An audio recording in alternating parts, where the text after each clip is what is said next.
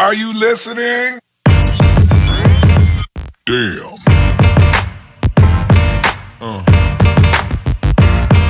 Yeah. Yeah. Another episode of Trash Talk here. Sitting down with Bobby Lee joining us tonight. Damien with me as always. Trash Talk sponsored by Inkshrinks Tattoo, Cram Chronicles, D1 Union, and Valhalla Combat Sports. How you guys doing tonight? Oh, doing good, sir. How are you guys? Can't complain. Yeah, same. Doing good. So, Bobby, fans are familiar with you. You've been on the show here previously.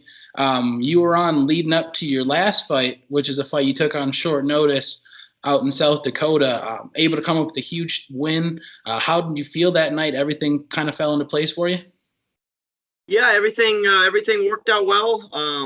I in the locker room before the fight, I was telling coach, "Oh man, something's bad's gonna happen. I feel too good. I feel good."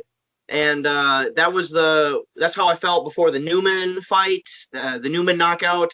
So now I know when I feel good, things are gonna go my way. So I'm in that zone again.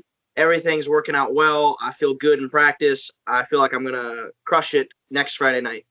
Yeah, I definitely believe that too. You stepped into enemy territory the last time you went out in South Dakota, and now you're fighting at home. You're around all the people that love you. It was really cool. It was really cool fighting in Sioux Falls. Larson had a huge ovation when his name was announced. Like, it was a roar, and that was my first arena show.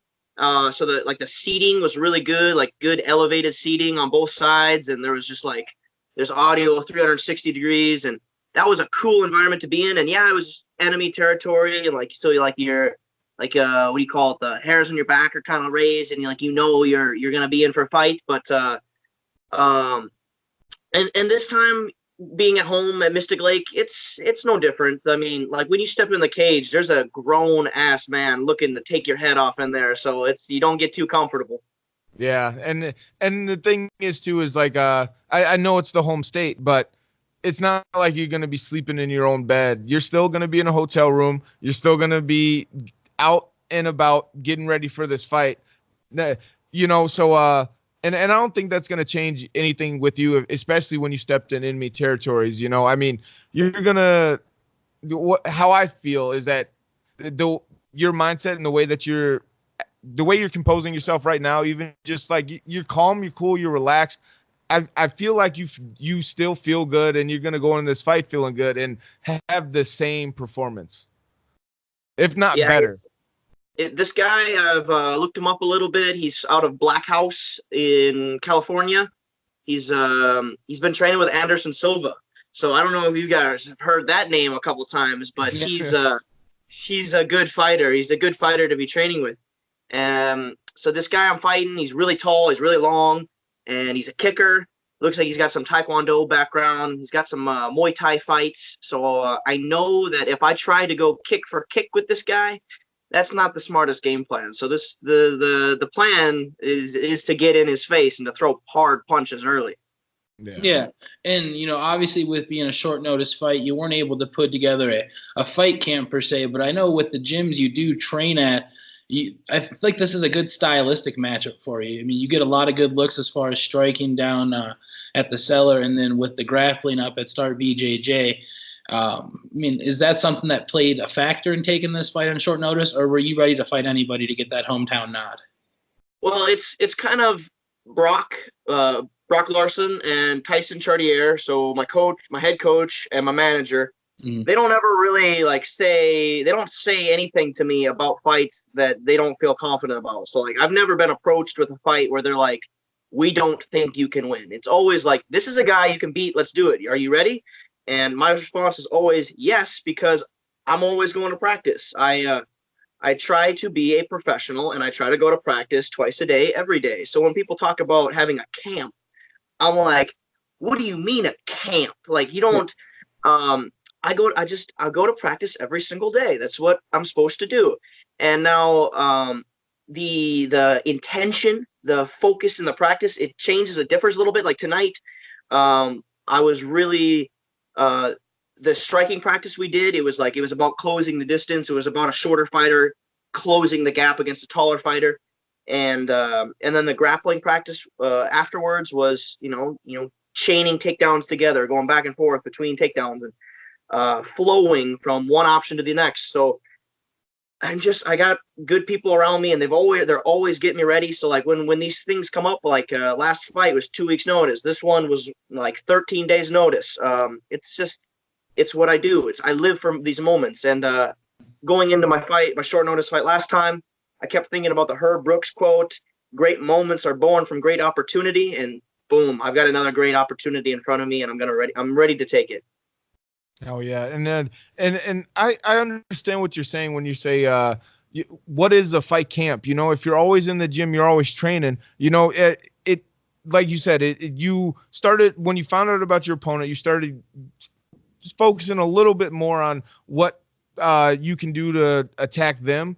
But for the most part, if you're in the gym all the time, it's not like, oh, I need 3 weeks to get my cardio ready. I need a month to lose the weight and to get my cardio ready. And for other things, your cardio's already ready. You're already there. If you never leave the gym, or what's the saying? Stay ready, don't get ready. Yeah, and that's what's really cool is I've got Dethrone on board with me, and they that's their whole motto is stay ready, and I try to live that. And what's cool is right after my Larson fight, I started talking to Ben Locken. You guys know the name Ben Locken? He's a personal trainer and coach at the Cellar, and I actually went to high school with him. Oh, you did? Cool. Yes, yeah. He's a few years older than me, but he was one of the badasses on the varsity football team. Sorry to distract you from your from what you were saying. Sorry, no, it's all good. I would absolutely believe that he was a badass a couple years ago, and he's had some great fights himself. And now he's got more of a focus on coaching, and he's doing a hell of a job. I love working the workouts he puts me through. We've never done the same workout twice. He's always challenging me and like making my brain work at the same time. It's not about a bench press, squat, and deadlift. He's not one of those guys. So he's getting getting the brain connection to the muscle and like coordination things. And like, we do ladder drills that have me like, when's the last time you did hopscotch? Well, guess what? It's good for getting your brain like moving, connected to your feet. So it's like, now I'm on board with him again. We've gotten several sessions in, so I'm ready to put some pop on my punches for this fight, and that's perfect. It's what I need. Yeah, I have talked to some people that worked with him before, and he's pretty much like a scientist, and everything that people say about him is like, it's something that I totally believe, just because, like I said before, I went to high school with this dude. I'm like, he was the one that led the strength and conditioning program for the freshmen when I was in 9th grade. I don't even know if he remembers that, but I do. I'm like, I remember just because he was always a really in shape dude. I was a little bit intimidated. I'm like, I knew he was on varsity.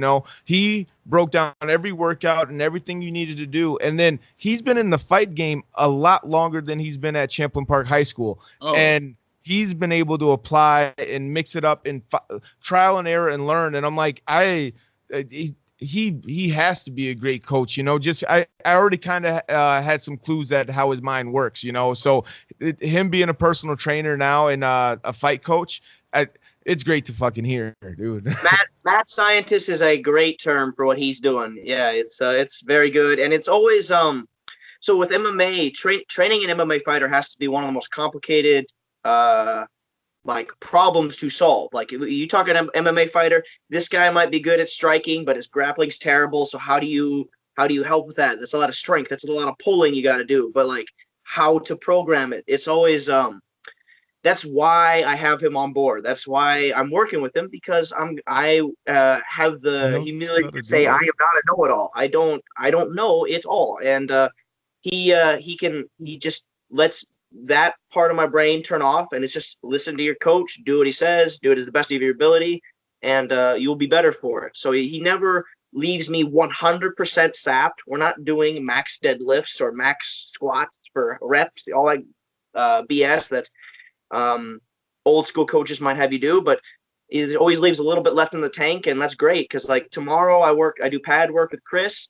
and that'll be exhausting. But I get like 2-hour break, then I do an hour of conditioning with Ben. He'll still leave a little bit in the tank, and then I have sparring later in the night. And tomorrow night is my last hard night of sparring in St. Cloud, and then it's just make weight. And guess what? It's at 170, so I'm sitting fine. Oh yeah, I love to hear that, and it was good because I was gonna try to segue back to the fight, but you did that for us. Well, how are you gonna feel? I mean, of course, it's being at 170. Do you feel like you have not necessarily a strength advantage, but do you feel stronger at 70 than you do at 55? Well, that's a good question. Like the last two guys I fought at 155, Nick Ammerman and Keely's Mota, they both were really strong. They both were, like I wouldn't want to try to arm wrestle those guys. Like, you know what I'm talking about? But Yeah. Then my two fights at 165, DeMarcus Jackson and then Larson. It's all kind of like equal strength. But then I had the Newman fight at 170. And he was a tall guy. He was tall and lanky, and he knew how to use his weight. But it's weird when you talk about strength. You never really just go head to head, and like it's never just an arm wrestle, just one muscle against another. So it's like how you use it, and I think that my short levers are going to work better in this fight because I'm going to be able to get inside and. Unless you're a freak like John Jones and can like hit double overhook throws, those long levers don't help necessarily on the inside, and that's where I'm going to take the fight is get inside, and that's where my short levers will work better. Throwing uppercuts and hooks on the inside, and those takedowns. He's got nice long legs, and that'd be easy to wrap up a double. Oh yeah, I love it. Is there any sponsors or teammates you'd like to shout out before we wrap it up? Yeah, my teammates at Start BJJ Academy in St. Cloud are awesome. They're taking care of me this week. This week Brock is down in Florida at American Top Team getting Tony Martin ready. Tony Martin's fighting Damian Maia. That's crazy cool. Yes, I'm excited for that about fight. that for sure. That's my first UFC event that I'm going to go to. Is this what do you call it? I don't know if it's a fight night or something. Yeah. TJ, is it gonna be on ESPN or ESPN Plus? ESPN. I think it's one of their big cards that they're promoting. Okay, yeah, we'll meet Dos Santos now and Ngannou. Holy shit! I'll go for that. Hell yeah! Me and TJ are gonna be in the house. That's gonna be dope. Definitely. Yeah. So that's cool. So my Start teammates are taking care of me while Brock is out of town, and then at the Cellar, I just got great work put in with CJ. CJ's fighting May 31st too. He'll be on the undercard. Expect to see some overhand rights from that guy and clubbing people to death. Not to death, but you know what I mean. Yeah. And then Joey Hart is on the card too, and so is Derek Barron. So I've got 3 teammates on the card, and it should be a really good night for Minnesota MMA. Oh yeah, it should be. But sorry, what was that, TJ? No, I said I'm really looking forward to this card. I feel like from top to bottom, a lot of Minnesota talent, especially with Bobby taking the short notice fight, add into the television card of it. I don't know much about the rest of the televised portion of the card. I know Derek Barron's on it, but what I heard was that 4 out of the 6 main card fights fell off. So I'm just happy to be there to step up. Yeah. Wow. Dude, that they owe you one now. I swear. Dude, and I'm excited for this card. I'm excited for this, and I can't wait for it. And thank you again for being on Trash Talk with us. Yeah, best of luck. Thank you guys. Thank you for the talk. Damn.